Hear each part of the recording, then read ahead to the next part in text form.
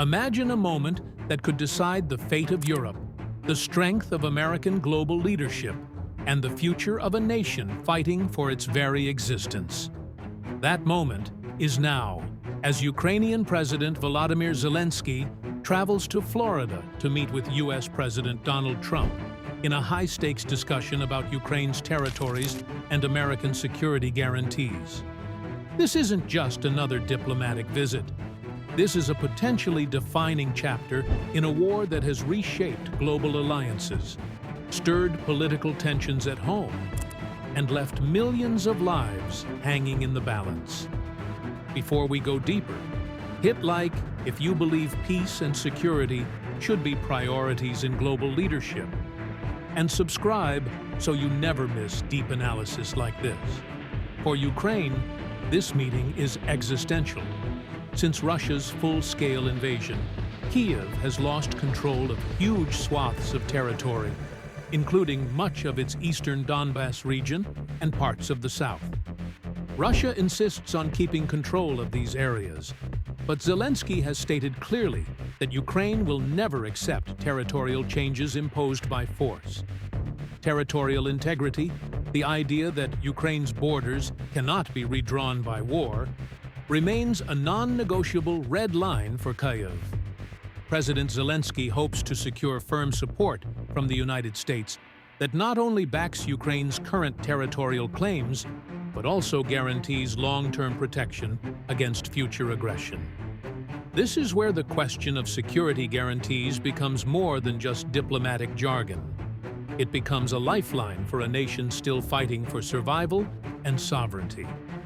President Trump has already signaled that this meeting will be different from typical negotiations. Trump says nothing is done until he approves it personally, suggesting that he wants a peace plan that reinforces U.S. interests as well as Ukraine's security. Reports indicate negotiators have been working on a roughly 20-point peace framework that covers everything from territorial control to international support and reconstruction. Zelenskyy believes that 15 years of security guarantees is a start, but Kyiv wants commitments that extend well beyond that. Guarantees that are long enough to ensure Ukraine's future stability and defense capabilities. Trump's position remains cautious, emphasizing careful wording that protects Ukraine while also satisfying U.S. lawmakers and voters who want accountability and clarity for any future American commitments. But the geopolitical stakes go beyond Kyiv and Washington. European allies, including NATO members and members of the EU, have been supporting Ukraine both militarily and economically. Yet Zelenskyy has emphasized that European commitments, while substantial, cannot replace American security guarantees. Nor can they offer the same deterrent effect that U.S. support carries against further aggression.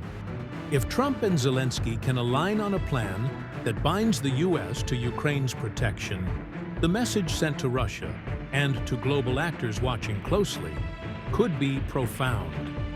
At the same time, Moscow has not agreed to participate directly in these talks, and recent Russian military actions, including heavy attacks on Ukrainian cities just days before the scheduled meeting, underscore how fragile this moment truly is. The question on many minds is this: can diplomacy crafted in Florida bring calm to a battlefield still very much active? Or will it simply become another waypoint in a long, painful journey toward peace?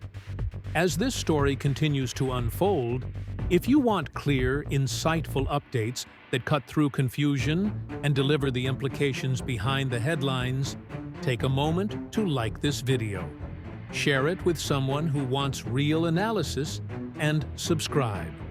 Drop a comment with your thoughts. Do you think the U.S. should guarantee Ukraine's security? Do you support territorial negotiations?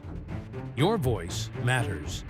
This meeting between Zelenskyy and Trump could define not just the future of Ukraine, but the role America plays in shaping peace and stability in the 21st century.